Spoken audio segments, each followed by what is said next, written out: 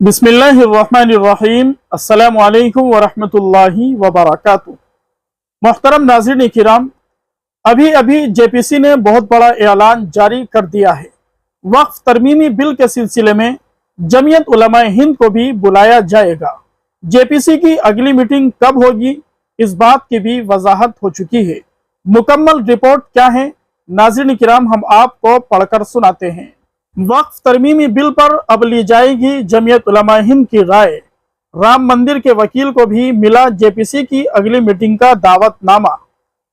वक्फ board तरमीमी bill JPC की अगली meeting 14 और 15 अक्टूबर को होगी। जमीयत उलमाए हिंद दिल्ली को बुलाया गया है कि वो 14 अक्टूबर को पहले इजलास में बिल पर अपनी राय पेश करें। दूसरे सेशन में 3 वकला को अपना केस पेश करने के लिए बुलाया गया है। जेपीसी ने 15 अक्टूबर को अक़लियती वज़ारात के अहदेदारों को तलब किया है। मरकजी वज़ीर कानून किरण राजू ने लोकसभा में वक्फ बिल 2024 पेश किया था, जिसकी कांग्रेस और समाजवादी पार्टी समेत कई अपोजिशन जमातों ने मुखालफत की थी। इंडिया इत्तेहाद ने उसे मुस्लिम दुश्मन करार दिया।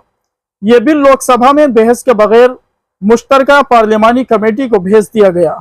जेपीसी में कुल 31 मेंबरान शामिल किए गए हैं, जिनमें से 21 मेंबरान लोकसभा और 10 मेंबरान राज्यसभा से है। नाज़रीन किराम, अच्छी तरह याद रखिए, वक्फ ये इस्लाम का एक अहम तरीन हिस्सा है।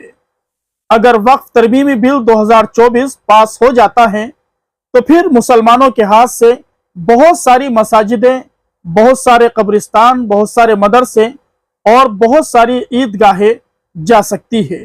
लिहाजा वक्फ बिल 2024 की मुखालफत के लिए अपनी आवाज को बुलंद कीजिए, जुल्म के खिलाफ बोलिए, जुल्म के खिलाफ कदम बढ़ाइए। हमें किसी हाल में भी वक्फ तरमीमी बिल 2024 मंजूर नहीं है। दुआ कीजिए जो आइंदा मीटिंग होने वाली है, अल्लाह तबारक व तआला उसमें खैर का मामला फरमाए, मुसलमानों के हक में बेहतर फैसला फरमाए, बारी ताला जालिमों के जुल्म से हमारे मुल्क हिंदुस्तान की हिफाजत फरमाए।